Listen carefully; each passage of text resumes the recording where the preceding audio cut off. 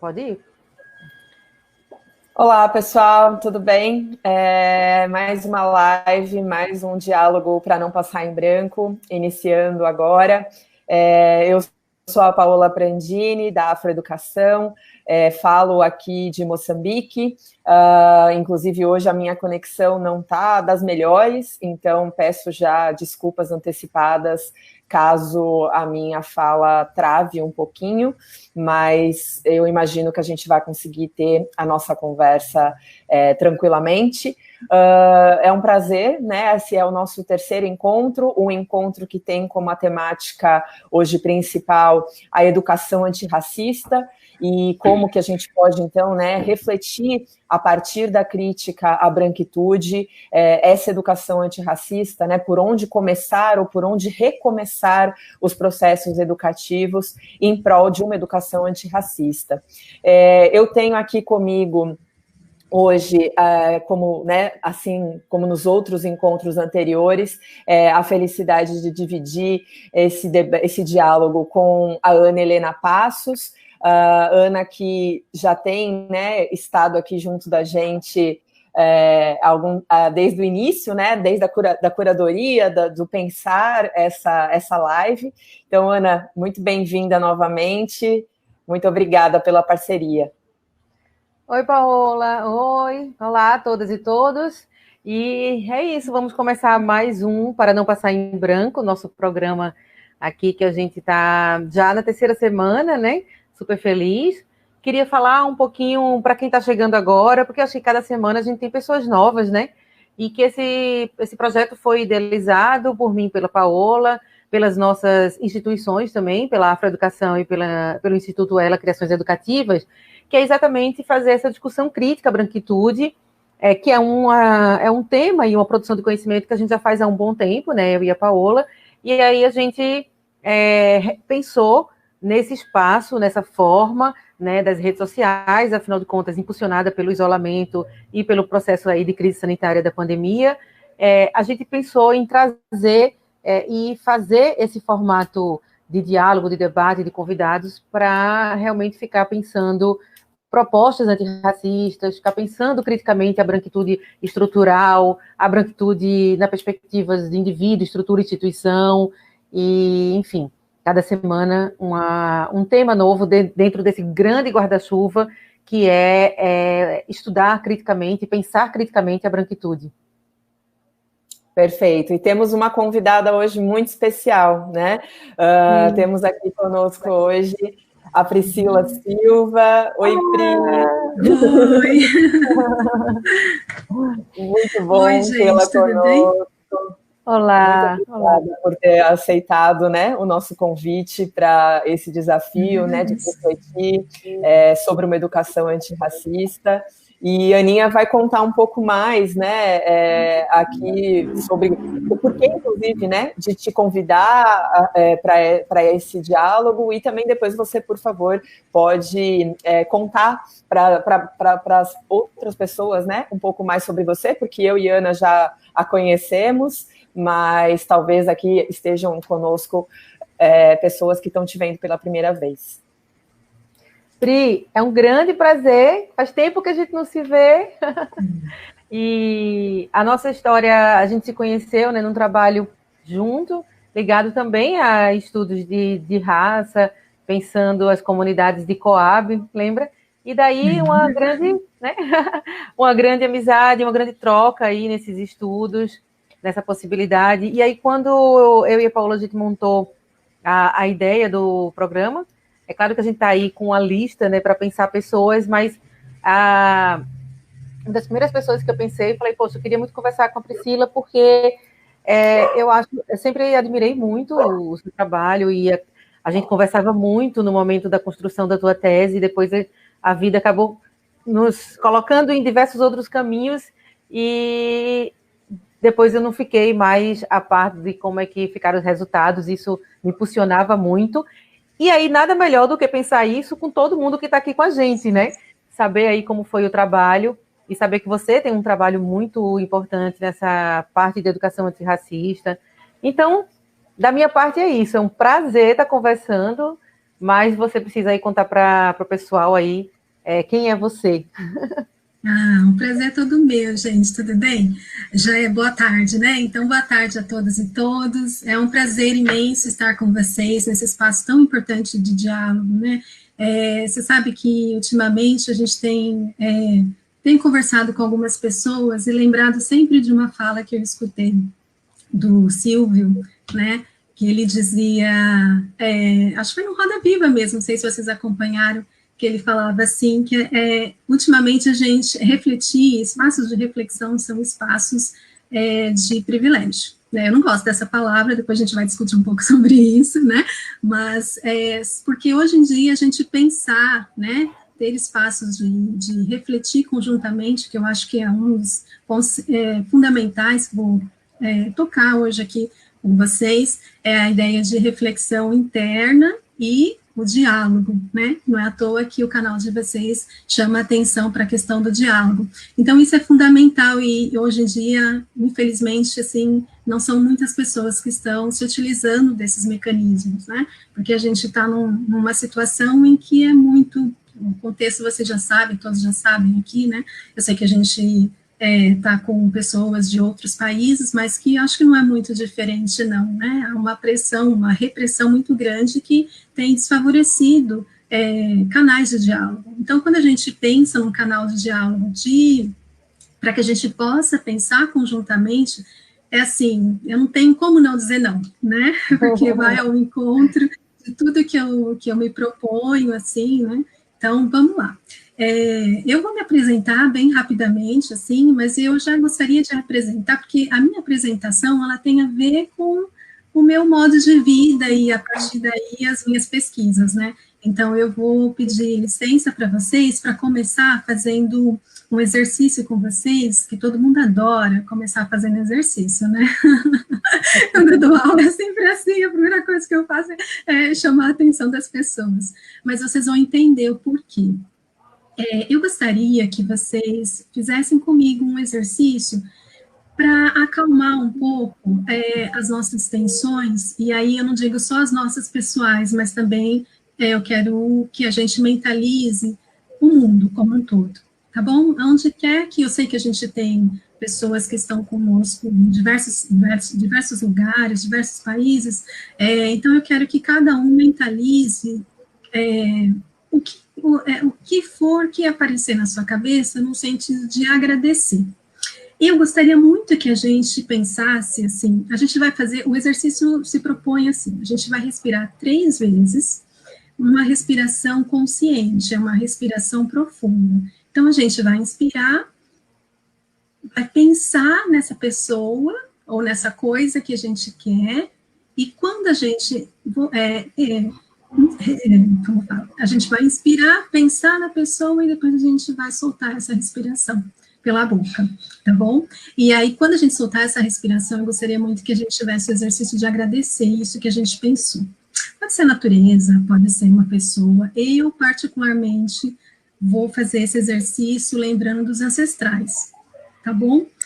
Quem quiser, e aí eu não estou falando só dos ancestrais, aquele longínquo, né? Não, às vezes a pessoa mesmo que está distante de você nesse momento, que ela é muito importante para você, a sua mãe, o seu pai, o seu avô, né? Que está dentro da sua raiz e que você gostaria de agradecer mentalmente a ela nesse momento.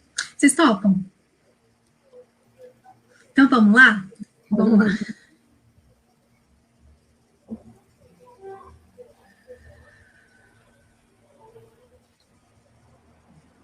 Novamente.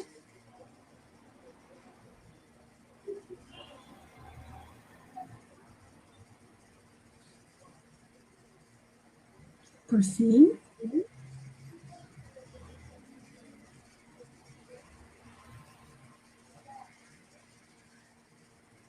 Deu certo aí para todo mundo? Ai, adorei.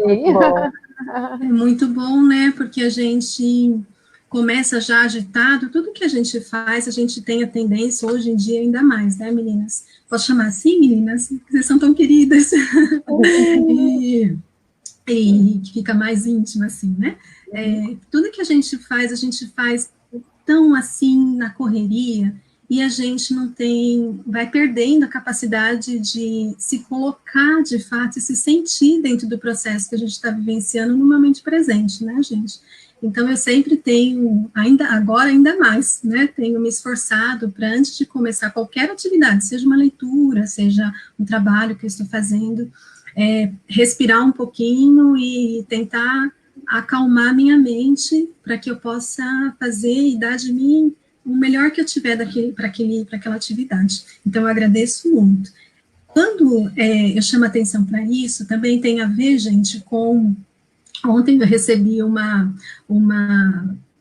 mensagem da Paola por WhatsApp, e estava escrito lá assim, juntos somos mais fortes, hashtag juntos somos mais fortes. E eu fiquei meditando sobre aquilo, sabe, Paola?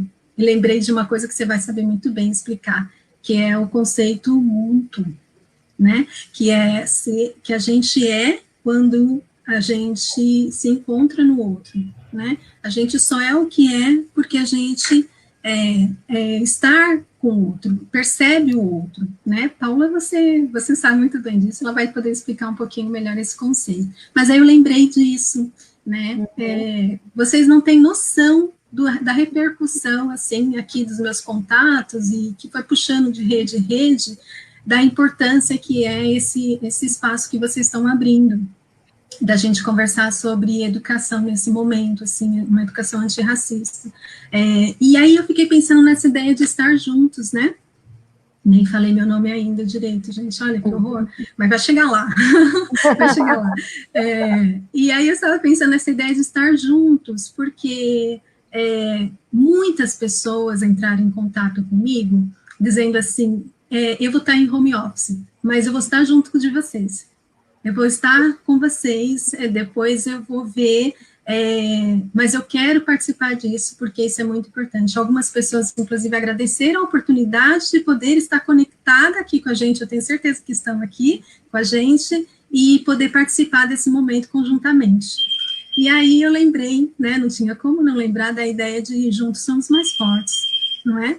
E por uma educação antirracista, a gente não faz o antirracismo, não só na educação, a gente não faz separadamente, né? A gente, cada vez mais, eu percebo isso de maneira mais contundente. A gente realmente precisa estar juntos. E indiferente de qual etnia você faz parte, de qual cor de pele, de quais características fenotípicas que você tem, qual a sua crença, isso é algo que não deve ser um impedimento para que possamos pensar juntos e agir juntos, né? Tudo isso, então, tem a ver com essa pessoa que vos fala, que é assim que eu venho levando a minha vida. Eu sou cientista social por formação, né?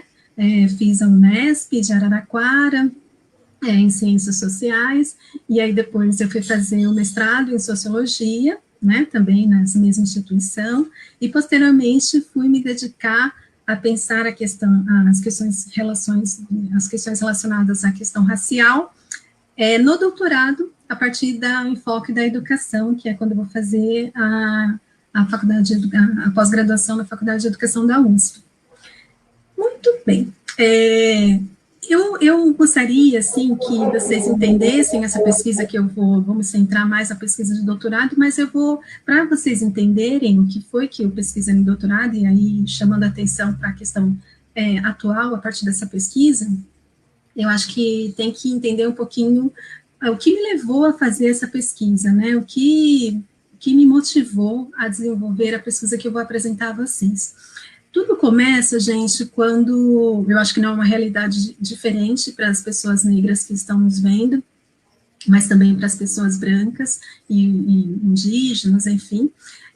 Quando eu sou oriunda de São Paulo, né? De uma família da periferia de São Paulo, e quando eu vou para a escola, a minha lembrança desde pequena, assim, é de ter alunos negros, né, uma escola de periferia de São Paulo, mas poucos professores negros. Na minha educação básica inteira, eu tive 2 professores negros, uma mulher e um homem. ambas estavam lecionando na área de geografia, né? Ou seja, né, já no ensino médio, né? Que eu vou tomar contato com professores negros. Foi uma experiência que me marcou bastante, porque ao mesmo tempo em que eu me identificava, eu também tinha questões que não eram bem resolvidas para mim em termos de conteúdo, não é? Porque, por exemplo, eu lembro de uma das aulas de geografia que eu tive, em que se falava, a temática era sobre a construção do Brasil, né, e inevitavelmente os livros didáticos traziam aquelas imagens terríveis que a gente já conhece, né, que agora está um pouco modificada, né, o bem tentando se modificar, mas aquelas imagens, assim, de sofrimento de negros escravizados no Pelourinho, né.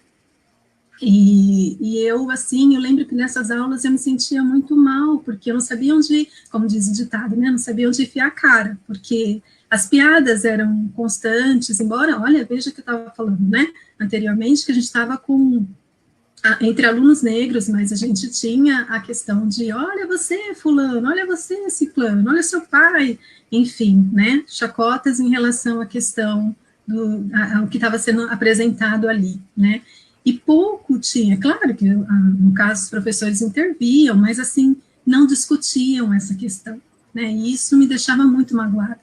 No entanto, eu venho de uma família que, por sorte, muito afirmativa, né, então eu chegava e eu sempre escutava o meu pai falar que é uma família mista de pardos, né, e negros, e meu pai negro sempre me falou que os negros eram, então, são, né, aqueles que constroem a nação, e que a gente não deveria se envergonhar disso.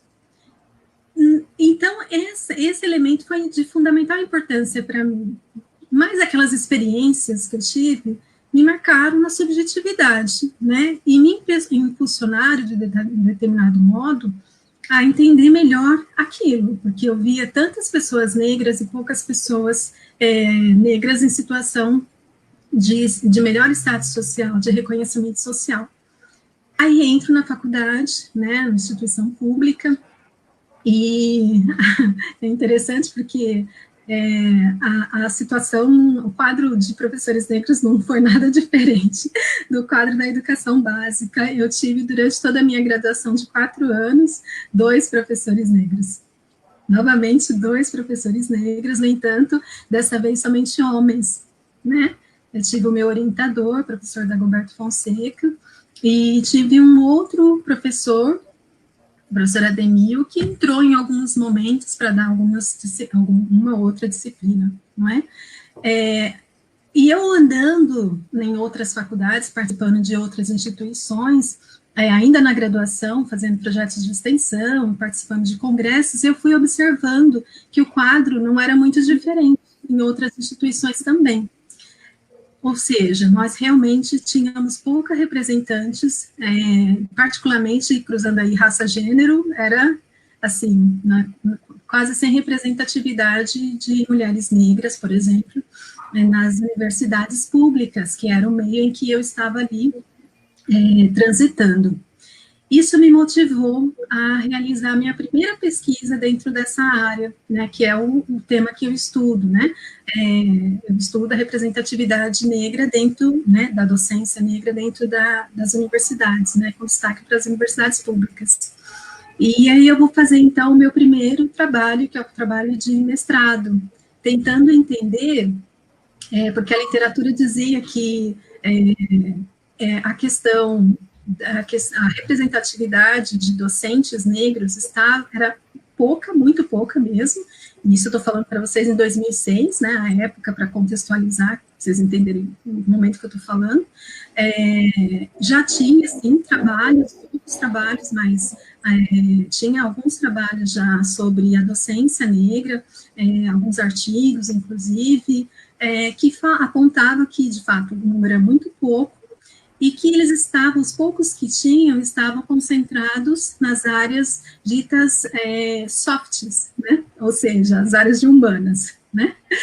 Que não, por acaso, são áreas, até hoje, são áreas que têm menos status social, né, vamos dizer assim, em relação ao conhecimento, em relação à academia, né, e me chamou a atenção, então, naquele momento, pensar como seria para os professores, as professoras negras, dentro que estavam, né, esse ínfimo, esse pequeno número de representantes que nós tínhamos dentro das áreas ditas hards, né, que são as engenharias, que são a medicina, enfim, né, aquelas áreas dentro do conhecimento que tem maior status social, maior visibilidade, imagina, né? Então, essa questão foi a minha primeira questão de pesquisa.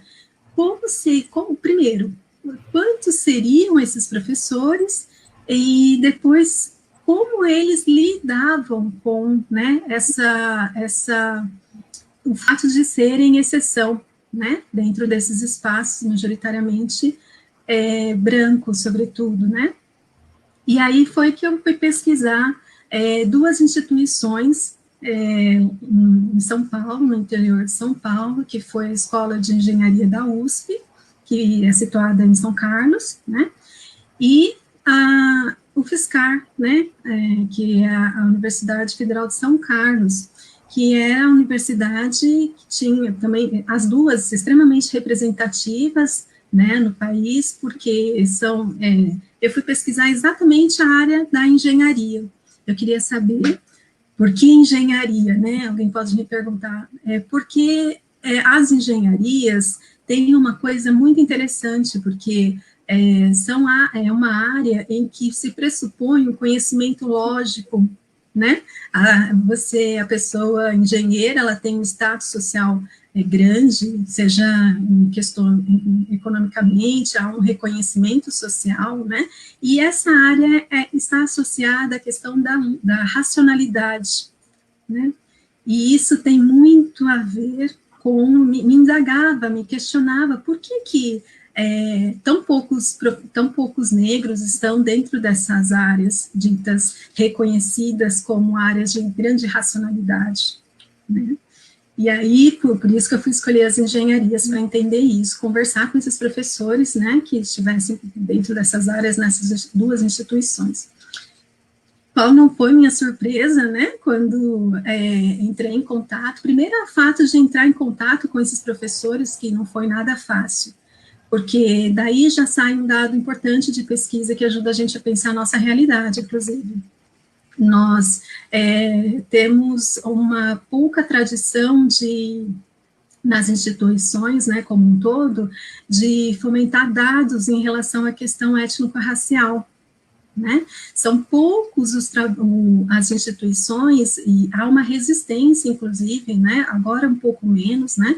Mas a pouca compreensão naquele momento era muito grande, assim. Eu lembro de chegar nas instituições e perguntar, inclusive, a minha ideia inicial era estudar a USP como um todo, mas não foi possível naquele momento, porque ao entrar em contato com algumas faculdades da USP, eles me disseram que não tinham esses dados, né?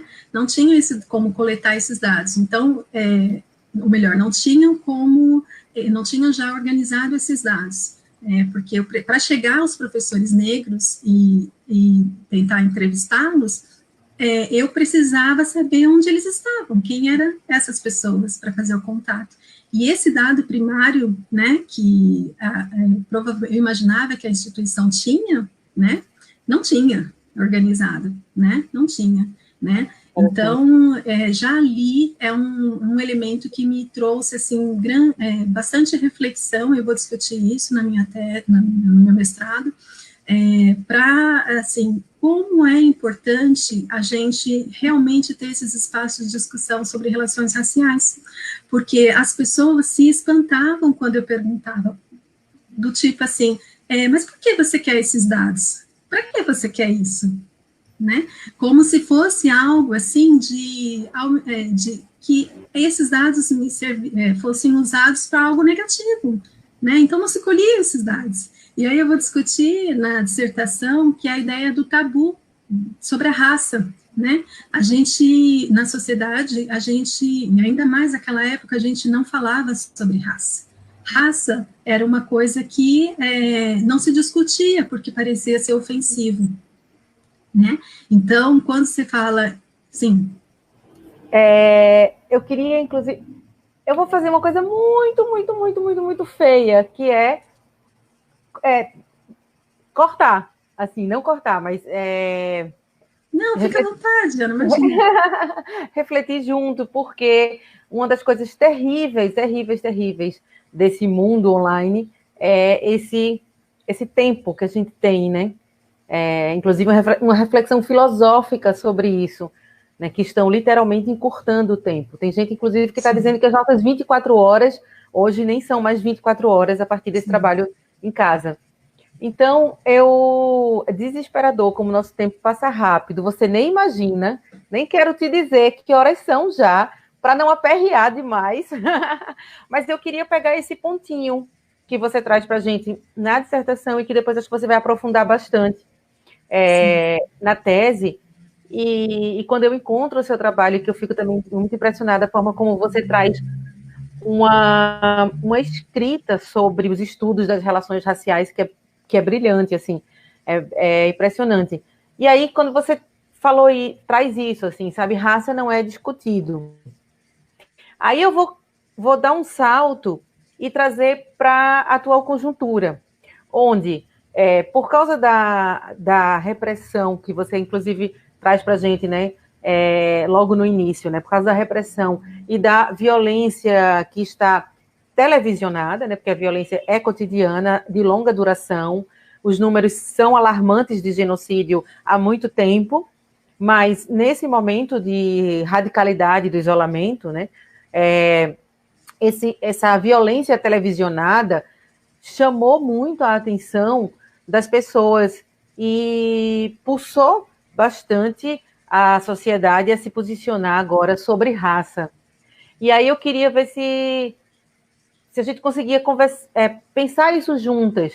Como é que você vê isso no seu trabalho, né? Como é que você viu que o seu trabalho foca a USP, mas ele também traz essa explanação, né, de longa duração do silenciamento sobre raça, e agora essa emergência de raça pulsando como um grande problema e chamando nós todas e todos, brancos e negros, a se responsabilizar por isso. Como é que você vê isso, Pri?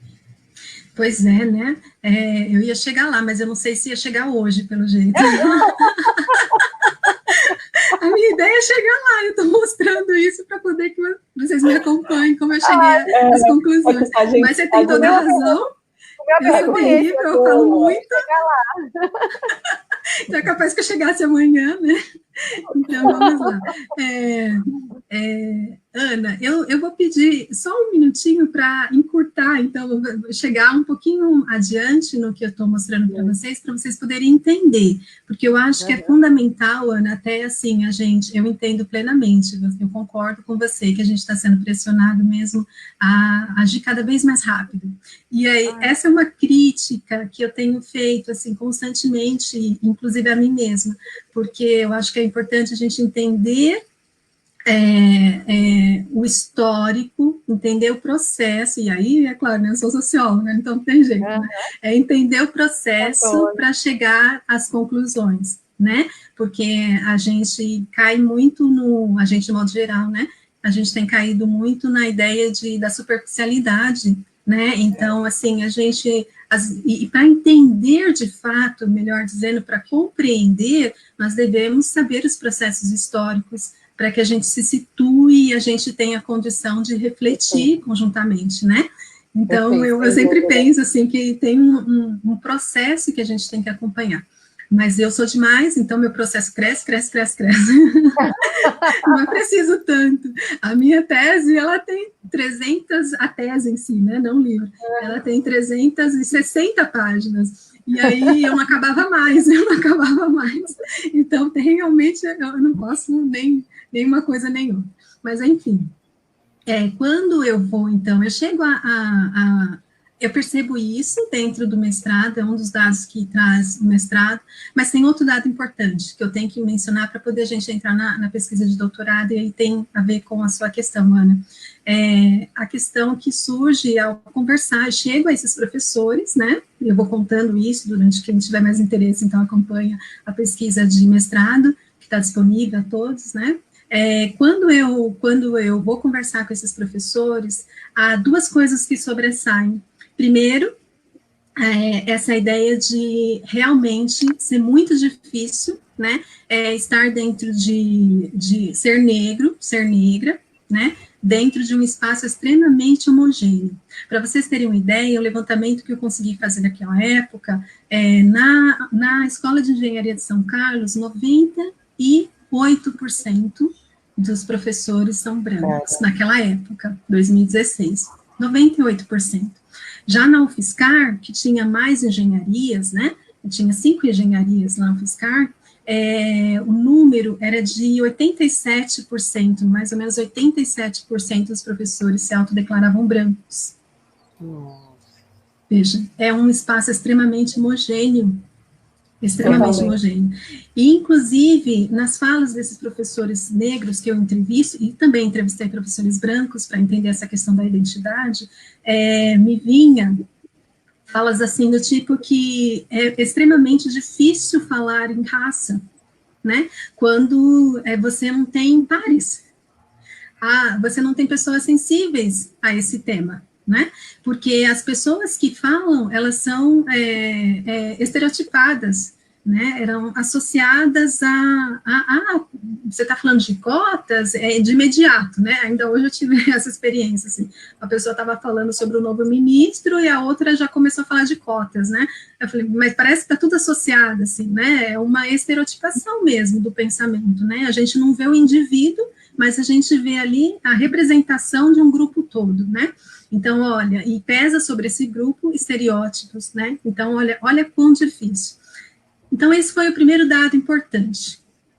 E o segundo dado, ou seja, né, o primeiro dado é que há uma grande dificuldade em falar de raça, naquele momento havia uma grande dificuldade de falar de raça dentro das instituições universitárias, eu estou falando aí em públicas, né.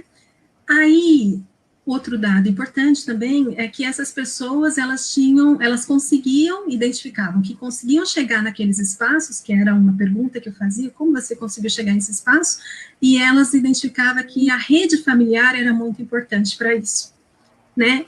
Esses dois elementos, assim, para outras tantas questões que eu trago no mestrado, foram de fundamental importância, né? E me fizeram pensar como seria, então, esses dados dentro da USP. E aí que eu vou para o doutorado entender a USP, como que é a constituição racial dentro da USP, dentro da docência na USP, né? Que é a minha pesquisa de doutorado. Que agora já vai ser publicizada em livro, né? Espero que ainda esse ano. Quando eu vou chegar na USP, eu não tenho... Por que a USP, né? Eu acho que é importante falar. Bom, todo mundo sabe que a USP é uma das... agora já tem mais de 9 décadas, né? Da sua construção, né? E ela recentemente saiu um ranking das melhores faculdades, melhores instituições de ensino no mundo, né? E ela é classificada como uma das a melhor da América Latina, do Brasil, né, e uma das melhores da América Latina, inclusive, né. Então, tinha ali uma forte, extremamente importante, entender como essa instituição elabora essa questão da representatividade dos professores negros.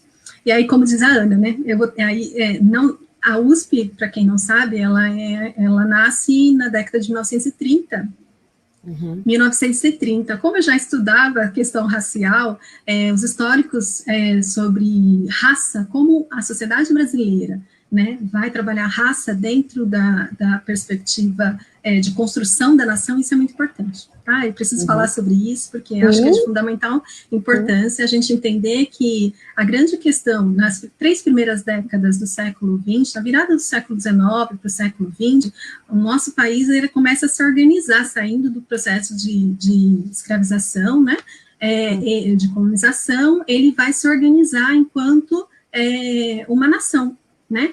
E o paradigma que tinha ali, no processo de construção de uma identidade nacional, das instituições nacionais, né? E o modelo de paradigma de nação, de civilização, melhor dizendo, que nós tínhamos naquela época e que estava orientando os intelectuais da época e os homens, né, de ciência e política, era o modelo europeu, né? No limite norte-americano europeu. E que pressupunha-se que a branquitude, né, ou seja, pessoas de descendência europeia, era o modelo de civilização, o modelo de ser humano. Olha, isso é muito importante para a gente entender a ideia de branquitude, né, que se coloca como, é uma identidade que se coloca como modelo neutro para todos os demais. A partir daquele modelo é que a gente tem a organização hierárquica dos outros grupos, das outras pessoas. Esse momento histórico é de fundamental importância para a gente entender essa raiz da branquitude que a gente fala tanto hoje, né? E nosso país, né, saindo desse processo de escravização, ele vai mantendo-se, né, construindo instrumentos para que essa lógica racial estivesse presente dentro da construção da nossa identidade de nação. Daí o processo de branqueamento. O que era, então, a grande preocupação desses intelectuais, né, nas primeiras décadas do século XX? Era o que a gente vai fazer com os negros, que são grande maioria no país. O que a gente vai fazer com os indígenas, que são uma boa parte do país, sendo que a gente precisa se civilizar. A gente precisa se mostrar para o mundo, para as outras nações, que nós somos uma nação viável, nós somos passíveis, vamos dizer assim, de fazer parte desse grupo dito civilizatório, né?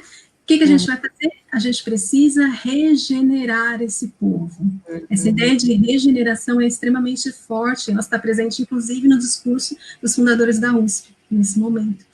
E aí, vejam, esse processo de regeneração alguns desses intelectuais da época, né, eles vão se utilizando de teorias raciais, que vão fazendo releituras de teorias raciais que estão presentes naquele momento na Europa, para justificar essa hierarquia racial, por que os brancos são o que são, né, esse modelo civilizatório. Eles vão, então, os nacionais, intelectuais nacionais, eles vão fazer uma releitura, eles não pegam isso e simplesmente implantam essas teorias, não, eles vão fazer uma releitura dessas teorias, né, trazendo para a realidade nacional, no sentido de projetar uma nação branca. E aí que chega a sua questão, Ana. Exatamente. Projetar uma nação branca por meio de primeiro, por meio das instituições. Então, a gente está falando num momento extremamente importante, que as instituições, as principais instituições, elas vão se concretizando no país. Por exemplo, o ensino, né, de forma mais institucional, as universidades. Até então, a gente não tinha universidades, a gente tinha faculdades, né, a gente tinha escolas superiores, a gente não tinha essa ideia de universidade, de fato, né, como a gente conhece hoje. Então, a educação, de modo geral, a gente não está falando de educação pública, a gente ainda não tinha esse sistema que a gente conhece hoje. Então, dentro da educação, dentro da medicina, dentro de várias outras instituições que a gente conhece hoje, por exemplo, né, o sanitarismo, é uma teoria que vai implementar essas ideias também, muito forte dentro da arquitetura, por exemplo, né, ou seja, as bases, é isso que eu gostaria de deixar bem claro, assim, que tem a ver com a ideia da pergunta da Ana. As bases das instituições que nós temos hoje, gente, tem esse histórico, que é um histórico marcado por um processo de construção de nação aos moldes das nações europeias, no sentido racialmente falando, instituições que têm um legado racial por trás. Então, quando você fala assim, como a gente... O que isso tem a ver com hoje? Hoje, nós estamos diante de uma situação social que reclama, veja, reclama essas instituições. O histórico dessas instituições ajuda a gente a entender o porquê a gente está do jeito que está nos dias de hoje. Veja, a importância que a gente a importância que a gente tem de rever o nosso passado e tentar entender aí quais são os dispositivos, né, que fazem com que esse pensamento racial, ele vá se reatualizando décadas e décadas, e aí isso ajuda a gente a entender o racismo institucional, né? Como essas instituições, elas vão encontrando formas para que essa ideia racial, ela seja reatualizada, né? Eu acho que é um ponto muito interessante que você traz, Priscila, que é a possibilidade da gente refletir, né? No início da sua fala, você trouxe, né, a questão do Ubuntu, né, do eu sou, porque nós somos, que você até comentou, falou, a Paola depois pode falar mais sobre isso, eu nem vou me ater a falar sobre isso agora, porque o nosso tempo aqui é nosso inimigo, mas, de qualquer forma, eu acho que você também traz um outro conhecimento ancestral, baseado nas ancestralidades, né, africanas, mais especificamente, que é a ideia de Sankofa, né, essa ideia de eu não posso construir o futuro se eu não tiver o passado como orientador desse futuro, né? Então, Sankofa, que é, enfim, uma das possibilidades, é claro, de leitura desse conteúdo que a Priscila nos traz aqui, não é a única, mas me veio isso na mente, né? Logo na hora que você trouxe essa perspectiva, e o quanto que pensar uma educação antirracista é também refletir sobre a importância dessa educação, né, antirracista enquanto um motor do futuro que faça sentido também a partir daquilo que a gente viveu no passado, né? Porque não dá para a gente pensar outra educação ou outras possibilidades de educação que não estejam conectadas com todo esse histórico que você traz para a gente de forma tão brilhante aqui, né, nesse nosso diálogo. Exatamente, Paola. A gente está falando aí, você lembra muito bem da ideia de resistência, né? Para além de tudo isso que eu estou falando para vocês, e aqui é uma parte ínfima, né? do que eu tinha imaginado que ia falar para vocês, porque, enfim,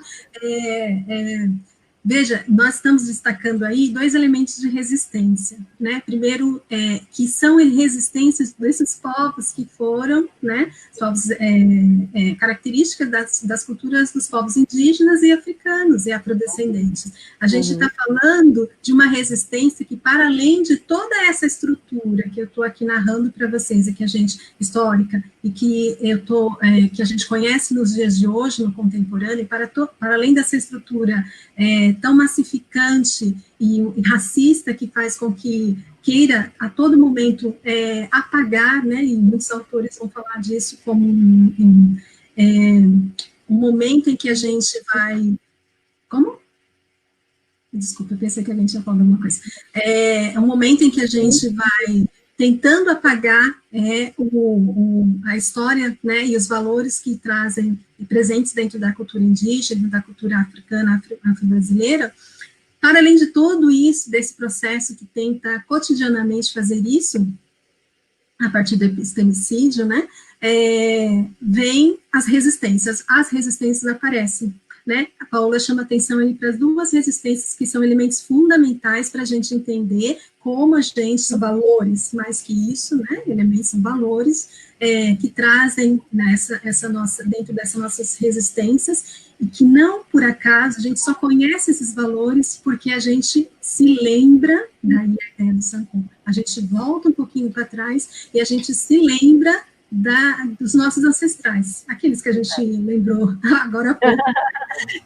Não é à toa que eu fiz esse exercício com vocês, né? Que é para a gente entender que a história desses povos, né? Que foram massacrados, têm sido massacrados, são histórias que nos mostram, né, a resistência dessas pessoas, desses nossos grupos, né, que por conta deles é que a gente ainda, né, tem elementos para pensar novas possibilidades de educação, como está chamando a atenção a Paola. Perfeito. A gente tem recebido já muitos comentários, a gente está já nesse momento com mais de 60 pessoas online acompanhando a nossa conversa, gente de muitos lugares, inclusive, de muitos cantos do mundo novamente, é muito, né, feliz, eu acho, esse nosso encontro virtual.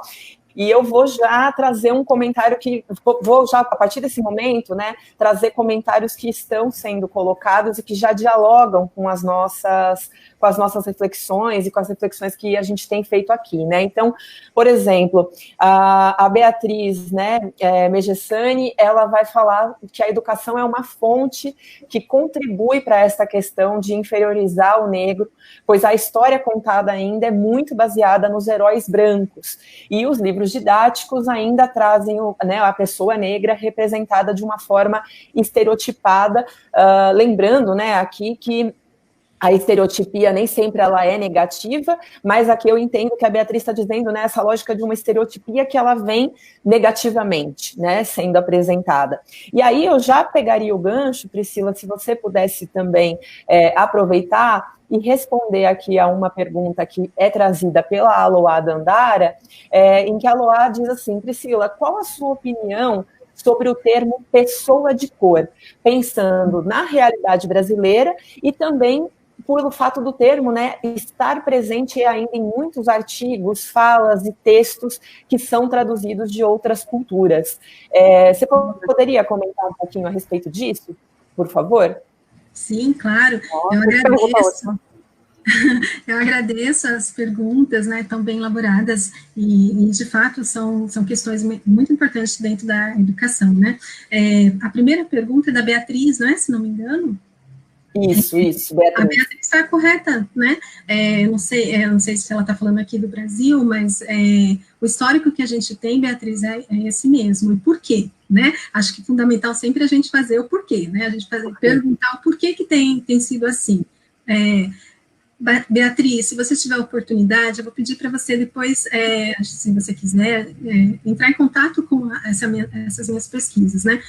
Na pesquisa de doutorado, por exemplo, quando a Ana está chamando a atenção desse histórico racial, eu vou perceber, Beatriz, e aí tem tudo a ver com a sua pergunta, né? Eu vou percebendo que a educação, dentro desse processo de teorias raciais no Brasil, ela vai sendo tomada pelas diferentes teorias, seja desde o higienismo, o sanitarismo, da eugenia, né, que é um momento à parte dentro da pesquisa, que a gente vai pensar sobre isso, ela vai sendo tomada como principal elemento para regenerar a população brasileira fisicamente e simbolicamente, culturalmente.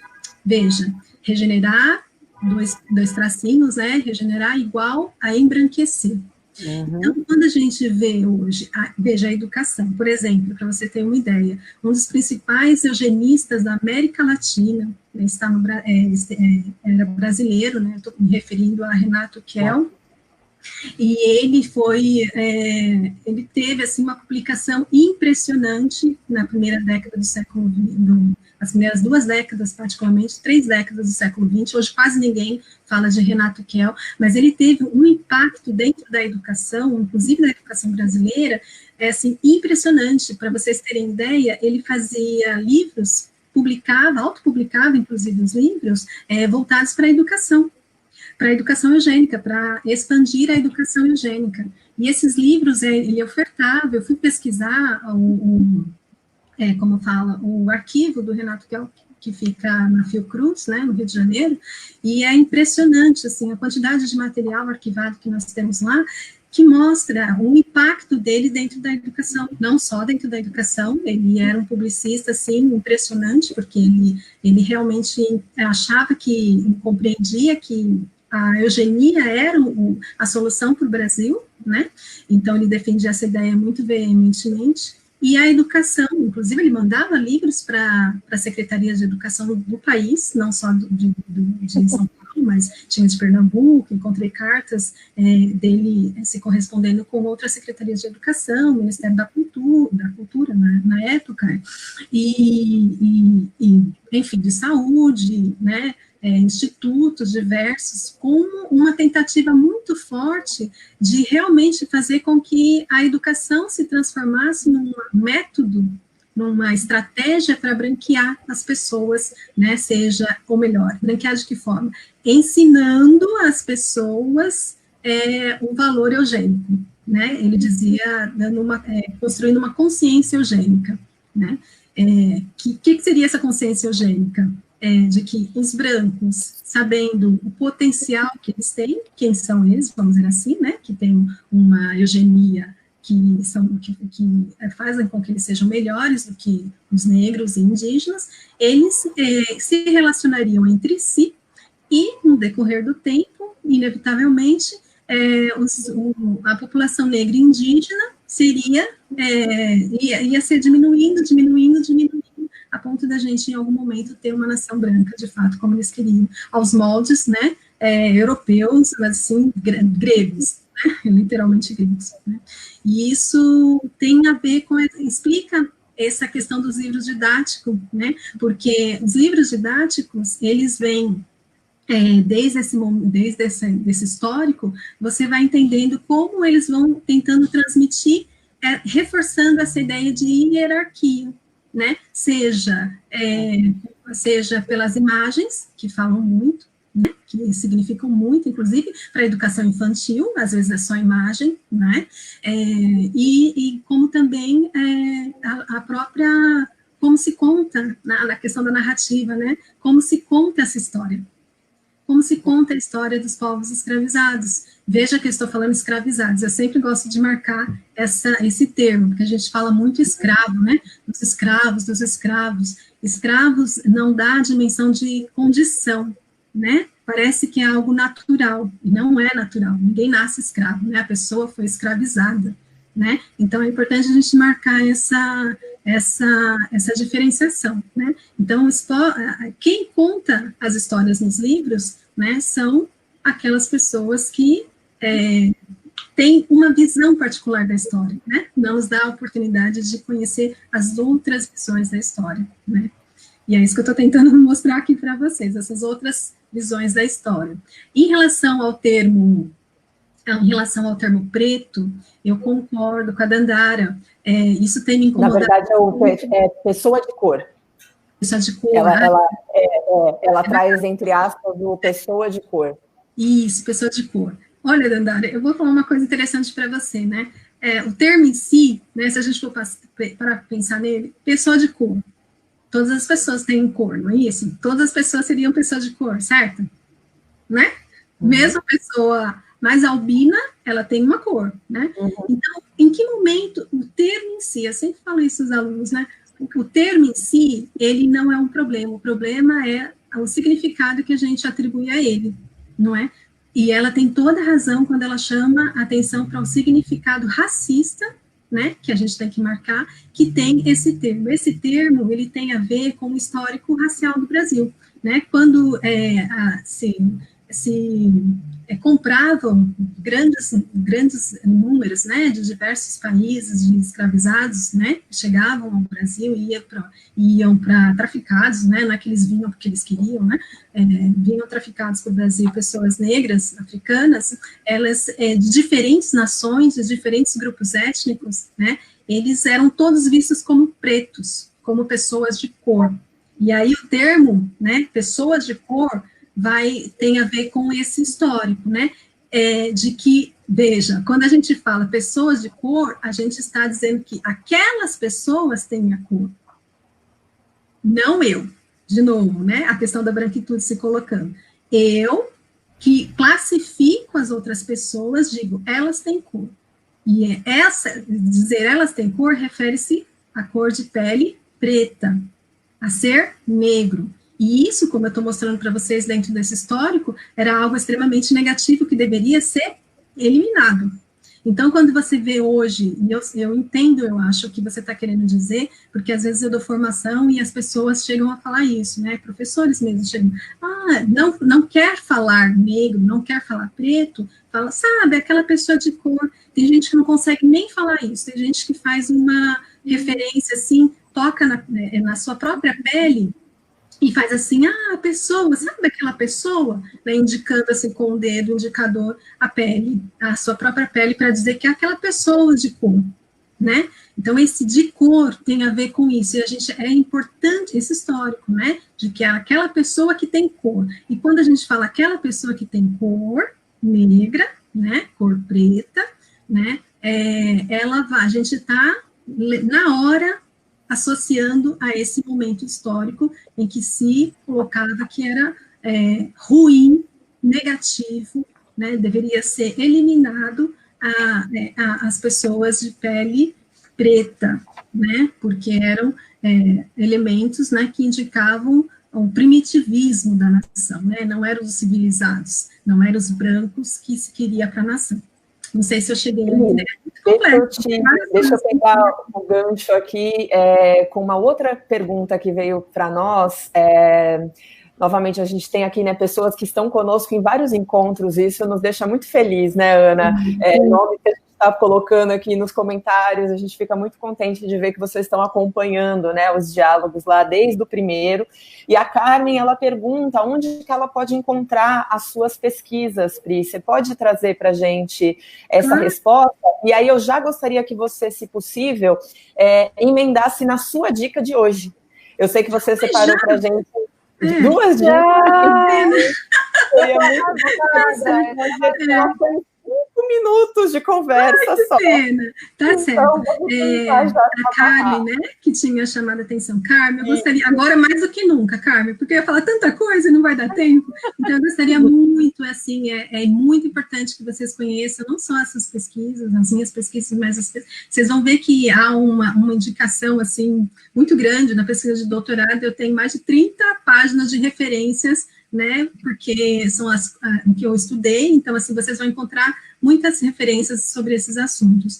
As 2 pesquisas são feitas pelas universidades públicas, né, então você pode colocar meu nome, Priscila Elizabeth da Silva, pelo Google mesmo, você vai chegar às plataformas das 2 instituições, uma da USP, né, minha pesquisa de doutorado está dentro da Biblioteca Digital da USP, da FEUSP, né, mas você colocando pelo Google você puxa, e tá de acesso, você baixa o PDF e você pode ler normalmente, assim, né, de acesso livre. E a pesquisa de mestrado, que eu vou falar sobre a questão dos professores negros, né, dentro das engenharias, também está de livre acesso pela Biblioteca Digital da Unesp, né, e você puxando pelo nome, o nome completo vai vir as 2 pesquisas, o nome das pesquisas, enfim, você pode baixar, vocês podem baixar um PDF mesmo. A pesquisa de doutorado, ela vai sair agora, espero que esse ano ainda, vai sair como livro pela editora Pris, né, eu espero ter a oportunidade de vir falar um pouquinho melhor dela aqui, nesse espaço, porque é uma pesquisa, assim, que tem um valor muito grande, no sentido, assim, bem modestamente falando, mas é a primeira pesquisa que fala sobre raça dentro do histórico da USP, né, os estudos sobre a instituição USP, né, a Universidade de São Paulo, até então não se falava sobre raça dentro dessa história da USP. Então, é uma pesquisa que vai inaugurar esse tema tão importante, né, que é a gente pensar como, por exemplo, um dado bem rápido, tá?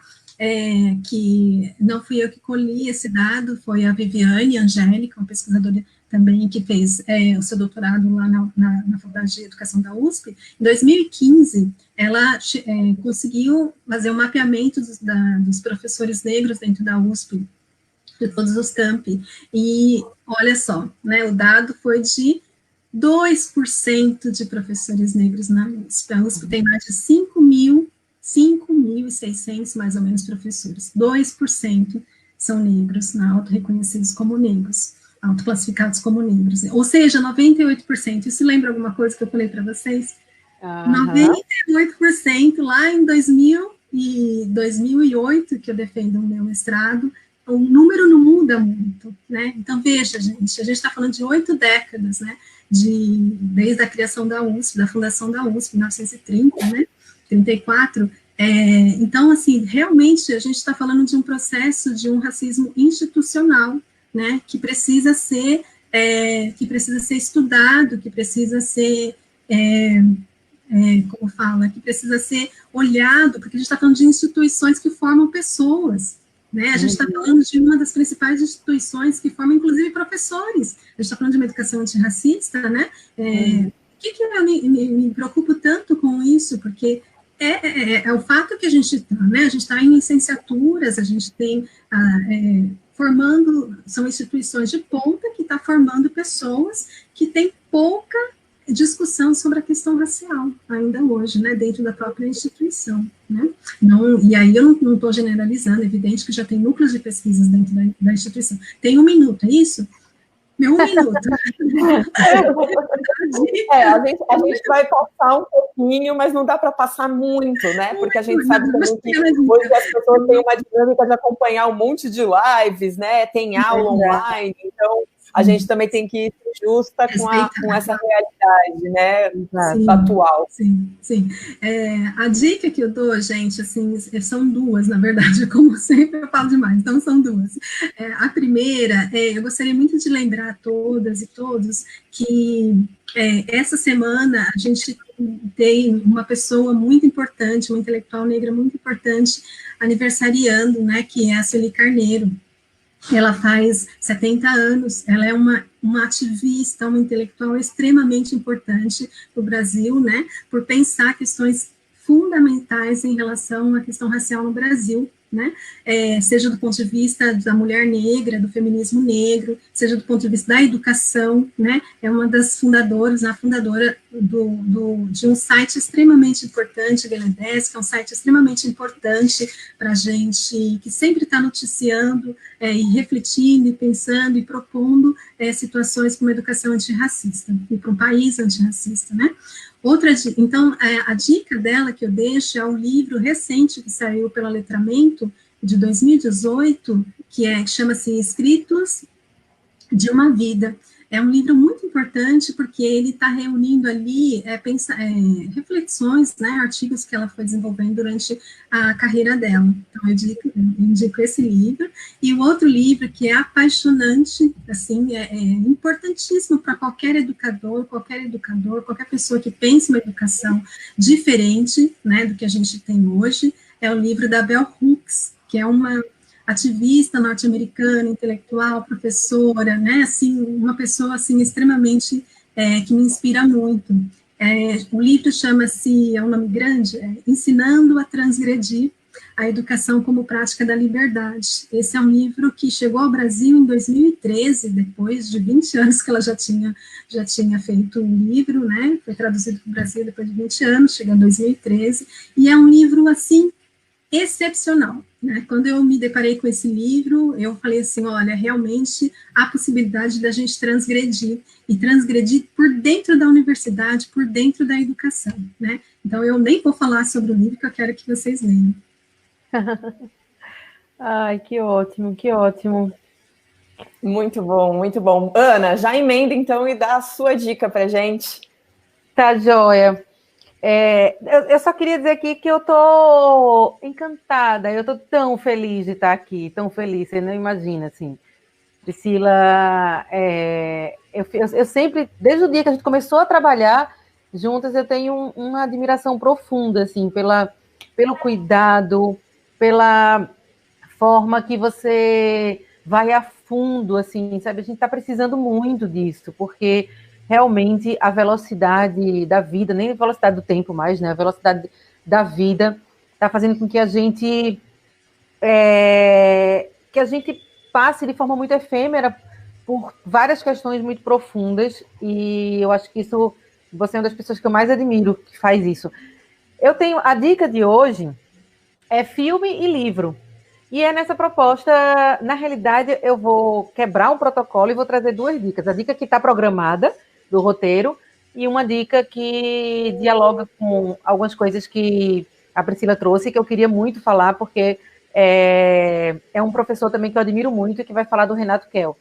Mas a dica que foi, né, que eu pensei a semana inteira para dar para vocês, é o livro e o filme Azul e Asmar, que é do mesmo diretor, eu não sei quem acompanha, mas então fica também a dica, de um diretor francês chamado Michel Ocelot, que ele dirigiu um filme chamado Kirikou, e que, dentro dessa proposta de educação antirracista, é um filme muito pensado para trazer para a sala de aula, porque traz a África, as culturas africanas, né, Kirikou. E Azul e Asmar, eu escolhi Azul e Asmar, porque Azul e Asmar, ele fala sobre o conflito do Ocidente e Oriente. Então, ele traz é um livro infantil, é um filme infantil, dá para encontrar no YouTube, completo, dublado, e muito rapidamente é a história, é uma fábula, né? E nessa fábula é a história de Azul, que é um menino branco que nasce no continente europeu, e de Asmar, que é um menino negro, que é filho da moça que cuida de Azul e que nasce no continente europeu, mas que tem sua história toda contada no continente africano. Então, sem spoiler nenhum, a história traz esse conflito, né, essa tensão entre Ocidente e Oriente, e que, ao mesmo tempo, também pode ser vista muito de forma produtiva para pensar, para repensar essa tensão no sentido transformador das relações raciais brasileiras. E muito rapidamente, não estava previsto, tá? Desculpa, mas é o livro do Weber Lopes Góes, chamado Racismo e Eugenia no Pensamento Conservador Brasileiro, que vai falar sobre o Renato Kell. Porque a Priscila traz aqui, e eu quero muito, porque para mim também me interessa muito esse tempo histórico, né? Me interessa muito saber cada vez mais sobre as diversas formas de política de branqueamento, e Renato Kell, realmente entender Renato Kell, entender o que ele fez, entender a proposta política de vida dele, é importantíssimo para entender principalmente a atual conjuntura, que é de extrema direita, é extremamente fundamentalista, e está trazendo muitas questões que já foram pensadas aí em Renato Kell. Então, o Weber Lopes fala sobre o pensamento de Renato Kell, sobre o racismo e a eugenia, e dialoga com a que a Priscila trouxe, e eu não resisti, e também fiquei com... Porque é isso, professor é fogo, né? Quando vê uma dica de livro, já quer contar outra. Eu tinha dito que não ia falar de livro, cá eu estou, né, falando de livro, porque, enfim, professor é fogo. E aí, a pessoa aqui... O nosso histórico aqui atrás, né? Os livros aqui, para achar para escolher um é uma coisa muito difícil. Eu tentei. E aí, né, Ana, a pessoa que está na programação, né, de todos esses banners, tudo isso que vocês estão vendo aí aparecendo, né, quem cuida dessa parte sou eu. E aí a pessoa me dá um trabalho aqui de fazer correndo um novo banner. Mas é importante, o trabalho do Weber é bem importante.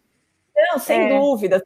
Estou brincando, enfim, mas é isso, né? Só para contar para vocês também como que é esse processo e o quanto que para nós fazer esse diálogo é um espaço que a gente faz com muito carinho, né? A gente faz com muita dedicação, né? A gente faz, inclusive, sem qualquer financiamento, a gente faz isso de forma voluntária, né? Todas as pessoas que já estiveram aqui conosco também dedicam o seu tempo de forma voluntária, então a gente também agradece muito por isso, e estamos tentando fazer, né, da melhor forma possível para garantir que essas dicas não passem em branco também, né? Que as dicas estejam na tela, que todo mundo consiga anotar, e eu já também aviso que nós vamos disponibilizar essas dicas nos nossos destaques do Instagram da Afroeducação e também do Instagram da página do Instituto Ela, né, Aninha? Então, quem também perder durante a live, tanto vai poder assistir a live no nosso canal do YouTube, como também vai poder depois pegar essas dicas nos destaques das nossas páginas no Instagram, né? Posso passar minha dica, então, agora? Sim! Tem direito até 2 dicas, né, Priscila? A gente deixa, porque afinal, né? Obrigada. Bom, eu vou me cuidado. Exato. Eu vou me restringir a uma só, tá? Para a gente não alongar tanto mais o tempo e também porque, enfim, é tanta coisa que faz na cabeça, né, gente, que a gente poderia ficar aqui horas, né, dando dicas, e eu espero que nós tenhamos vida longa nesses diálogos para poder compartilhar várias dicas aí ao longo desse processo.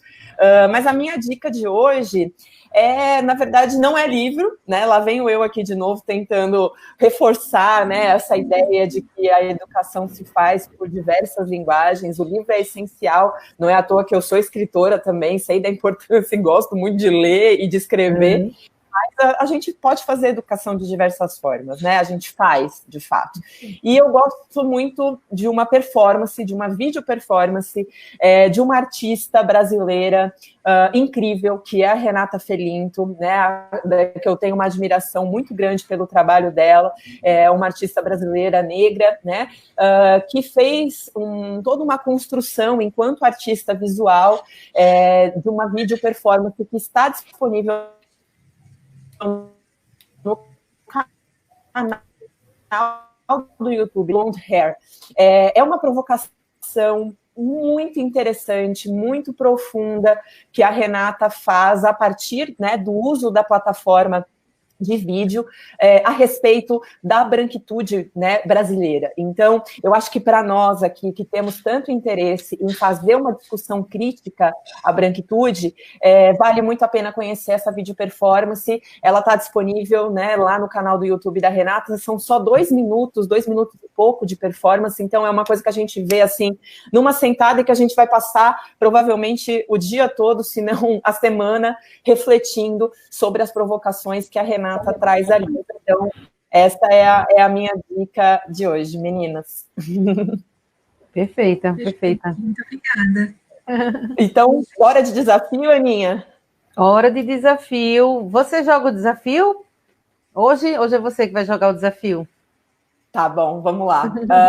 Nosso desafio de hoje, né? Todo encontro aqui nosso, a gente sempre tem um momento do desafio que é para chamar, né? Essa crítica à branquitude para a prática, né? Então, o nosso desafio de hoje, ele vai ser disponibilizado também nas nossas páginas do Instagram, né? Na página do Instagram da Afroeducação e também do Instituto Ela Educa, e basicamente consiste hoje numa coisa que, olha, não tem por que não participar.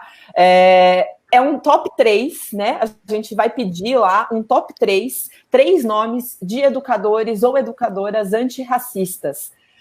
Então, que a gente possa compartilhar os perfis dessas pessoas, né? Se tiverem nas redes sociais. Se não tiver na rede social, apenas o nome já é suficiente.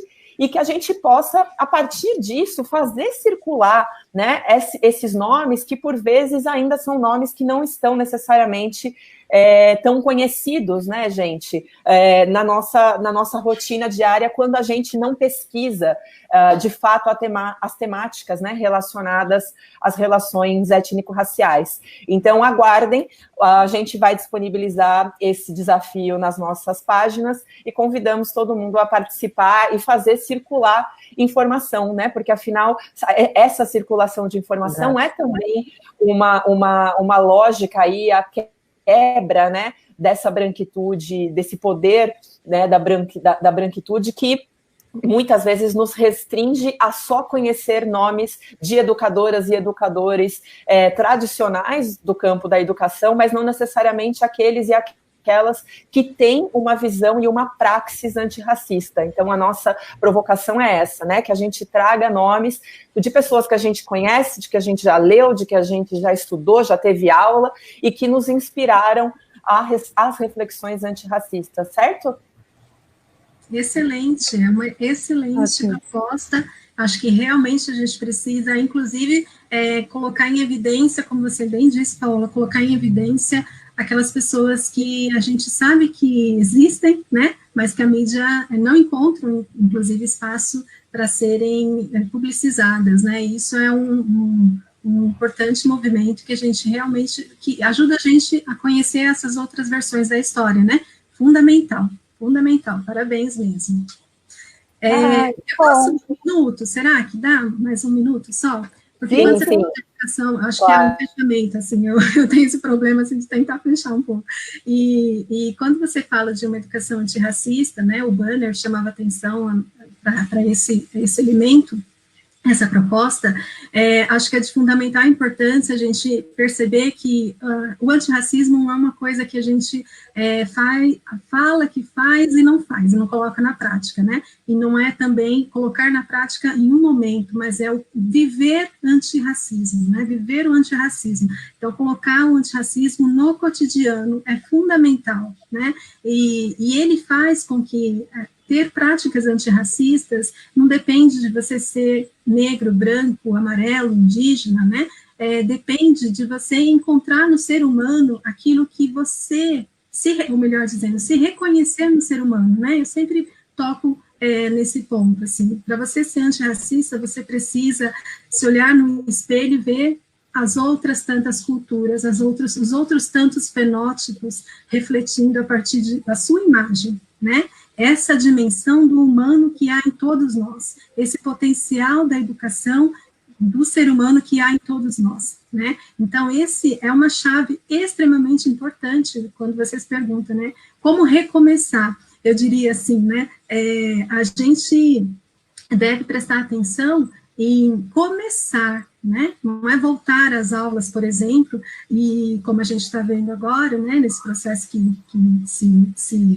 se desenha, né, de volta às aulas, mas é como a gente vai recomeçar, não é?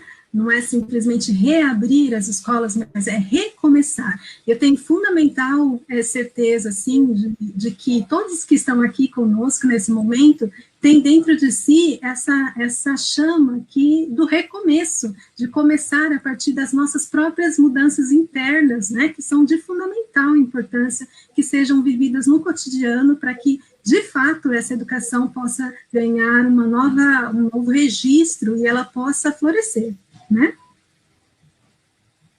Super obrigada, Pri. Nossa,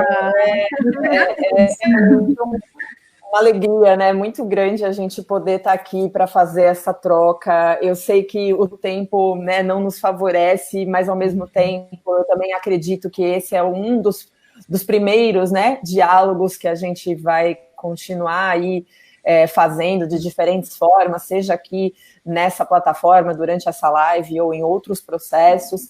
Inclusive, né, quem quiser continuar deixando comentários aí na live, pode fazer isso, porque esses comentários ficam públicos, né, na página do Facebook da Afroeducação, e aí depois até, Priscila, se você puder, tiver um tempinho para olhar esses comentários, quiser, né, acrescentar alguma informação, muito prazer. Vai ser muito bem-vindo. Sim, eu faço convite também para as pessoas que quiserem entrar em contato. Eu não sou das redes sociais, então vocês não vão me achar nas redes sociais, mas a Ana sabe disso. Mas eu teria muito prazer em poder seguir dialogando com aqueles que tiverem interesse, viu? Que bom. Da minha parte também, encerrando, eu quero agradecer muito, muito, muito, muito. Isso que a Priscila colocou, ela não é das redes sociais, ela não é dessa vida online, então... se aceitar o nosso convite, estar aqui, falar tanta coisa nesse desafio, né, de falar tanta coisa nesse tempo tão curto, eu estou muito feliz, eu estou muito grata mesmo por a gente estar aqui as três, conversando, trocando, se reencontrando e co-criando essa possibilidade antirracista. Que, assim, encontrar pessoas como você, Priscila, na minha trajetória de vida foi fundamental para pensar a educação antirracista, porque o diálogo estava sempre tão possível na cocriação da gente. Então, eu só tenho a agradecer aí a longa duração mesmo da troca e o dia de hoje, né, que foi muito, muito, muito, muito rico.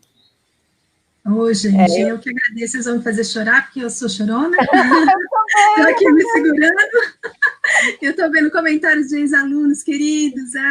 Eu sempre falava para eles para a gente sorrir, né? Porque o sorriso carrega a energia dos ancestrais, né? Então, a gente precisa sorrir sempre, para além das adversidades que estão a todo momento nos compilando a entristecer, mas não, a gente precisa sorrir, levantar a cabeça, olhar para trás, né? E juntos que a gente realmente vai conseguir. Eu tenho plena confiança em todas essas pessoas maravilhosas que estão nos acompanhando. Eu que agradeço do fundo do coração pela oportunidade de conversar um pouquinho com vocês sobre isso, e fico sempre à disposição, embora seja um estresse imenso para essa pessoa aqui, mas eu não lido muito bem com essas questões de redes sociais, enfim, mas eu estou disposta a vencer as minhas dificuldades para uma educação antirracista. Muito obrigada mesmo. Assim, acho que não há palavras, né, para a gente agradecer essa troca, e os comentários não param de chegar. É muito bonito de ver, assim. Eu acho que a gente, às vezes, né, durante esse processo de isolamento físico, tem a sensação de que a gente está mais sozinha, ou quando não é verdade, né? Talvez a gente esteja socializando de forma diferente. E que a gente possa aprender, né, nessa nova lógica, e possamos estar novamente juntas dia 3 de julho, né, próxima sexta-feira, nesse mesmo horário, né, a gente retorna aqui para poder se encontrar novamente com uma outra reflexão em torno dessa crítica, né, à branquitude. E eu estou aqui eu falando com vocês e ao mesmo tempo vendo os comentários chegar e querendo que os comentários aqui, né, online. Que bom, que bom. Vamos agradecer as pessoas que estiveram conosco, né? Tão importante. Sim. Agradecer essas pessoas que pararam um tempo da sua vida, né? Como diz a Ana, tão corrida a vida das pessoas, a gente sabe muito bem, mas elas pararam para nos escutar, pararam para escrever, pararam para refletir com a gente. Nossa, isso tem uma dimensão, assim, muito grande, porque essa energia, ela vai só se multiplicando, né? Então, a nossa rede por uma educação antirracista, ela vai só se ampliando, se fortalecendo, né? E a ideia da rede, vocês sabem, né? Por que eu sempre falo em rede? Porque é aquela ideia do movimento, né? Quando a gente está entrelaçado, um movimento que se faz em qualquer parte dessa rede, ela vai impactando e vai refletindo, né? Vai chegando a toda a rede, né? Então, esse movimento que vocês fazem, que a gente faz aqui em conjunto nesse momento, com todas as pessoas que estão compondo e traçando essa rede tão bonita, ele vai ter um impacto imenso, assim. Então, a gente não está aqui sozinhas, né? Parece que nós três aqui, mas não, a gente está num movimento de crescente, né, de possibilidade crescente para a educação. Eu sou extremamente grata, parabéns, assim, a vocês e a todos vocês que estiveram conosco nesse momento, até esse momento, assim, já estamos mais de 1 hora, e puderam, né, dispor um pouco do seu tempo. Isso só significa que você tem condição, você que está aí com a gente, tem toda a condição de mudar a educação. Você já está mudando, mas ainda tem mais condições ainda, porque tem esse interesse, essa chama dentro de você, né? Muito obrigada, viu? Bom, exatamente. Olha, você vai voltar para falar do livro na hora que ele estiver fresquinho, sim. E aberto para vender. Sim, com ele na mão, queremos aqui, já, né, Paola, já aqui aberto o convite público, que gostaríamos muito falar sobre o livro, olhar para o livro aqui junto. Vai ser, exatamente. Inclusive, o dia vai ser a dica do dia vai ser o livro sozinho, o tempo todo. Sim, tem muita coisa para falar, gente, muita coisa para falar. Até lá as pessoas já vão ter condição de ler um pouquinho o trabalho também que está aí na tese, e aí vão poder dialogar bastante com a gente, né? Porque tem dados ali fundamentais sobre como a gente pensa as nossas universidades, né? Qual é a representatividade negra dentro das universidades e o impacto disso para a sociedade de modo geral, né? Acho que vai ser bem importante. Eu aceito de antemão. É isso aí. Né? Juntas nós somos mais fortes, né? Acho que não é por acaso que eu retomo essa fala que a Priscila trouxe no início, porque, inclusive, acho que é importante, né, deixar aqui registrado o fato de que a gente foi questionada pela maneira de como, nos 2 primeiros encontros, éramos apenas pessoas brancas trazendo as discussões, e a gente se posicionou dizendo, começamos por aí, porque a gente entende que tem momentos que a conversa tem que ser de branco para branco, porque ela tem que acontecer a partir de uma lógica crítica à branquitude, mas ela não será apenas dessa forma, porque a gente tem sim pessoas negras, obviamente em vários lugares do mundo, também fazendo, né, reflexão crítica à branquitude de forma aprofundada e trazendo olhares diferentes, né, obviamente do meu e da Ana, que somos mulheres brancas, e eu acho que isso hoje ganha muito sentido, quando a gente tem a possibilidade de trocar contigo, Priscila, enquanto uma mulher negra intelectual do nosso tempo, e que enriquece, né, a nossa conversa, e que dá ainda mais sentido para esse diálogo que nós iniciamos há 2 semanas, que já contou com o Alexandre dos Santos, que estava aqui conosco, né, acompanhando até agora também a nossa conversa, e que agora é enriquecida por você. Aí, ó, que legal, né? A gente aqui puxando o saco, né? Um do outro, né? Momento confete. Mas acho que é isso, nós talvez não sejamos maioria nessa sociedade, mas a gente é uma minoria que está buscando fazer, né, a diferença. Então, que a gente possa se fortalecer umas com as outras, uns com os outros. E gratidão, muito, muito obrigada mesmo. Obrigada. Eu que agradeço, não vou falar mais nada, porque se eu falar, vou continuar falando. Eu agradeço muito, eu acho que só por fim, só gratidão mesmo, e acho que assim, a gente, sobre essa crítica que você tinha falado, né, de não ter ainda, né, vindo nenhum representante negro, eu penso assim que está só começando, é só o terceiro, né, viram muitas pessoas extremamente importantes, então eu já de antemão agradeço a vocês por convidar essas pessoas a dialogar, e é diálogo, né, a gente precisa aprender. O antirracismo, acho que ele não nos impõe, não é nenhum convite, ele nos impõe a que a gente, negros, né, e indígenas, consiga lidar com a nossa dor constante, né, desse sofrimento racial, de preconceito racial na sociedade, mas que consiga lidar de uma maneira que a gente consiga propor, né, que a gente dialogue, que a gente consiga propor novas soluções, né. Por outro lado, aos brancos, né, ditos brancos, vamos dizer assim, né, que essa é outra categoria que a gente tem que depois discutir, mas que a ideia desse privilégio que eu tinha dito, né, que se você vai parar para pensar nessa palavra, privilégio, nos remete à ideia de privação, né, então, que pensem sobre o que se priva, né, quando você tem essa condição social, né, de ser vista como um branco, né, dentro de uma sociedade racista. Então, pensar nisso também se entender, se autoconhecer, né, e ver quais as possibilidades de você modificar essa ideia de privilégio, né, para que você possa, de fato, fazer o que a gente tem feito aqui, né, colaborar uns com os outros em prol de algo comum, de um bem comum, né. Acabou, fiquei quietinho, não vou falar mais nada. Chega, vocês me cortam. Vai ser assim, o programa vai desligar assim, né? Vai desligar. Vai silenciar a gente, né? Não, maravilhosa. Muito obrigada, valeu. Vamos encerrar por hora, mas a gente fica aí em contato nas outras dimensões da vida. Um beijo a todos. Um beijo para as duas. Feliz São Pedro hoje e boa sexta-feira. Boa sexta-feira, que seja um final de semana maravilhoso. Isso aí, muito bom. Obrigada, gente. Tchau, tchau. Obrigada a todo mundo que acompanhou. Muito obrigada.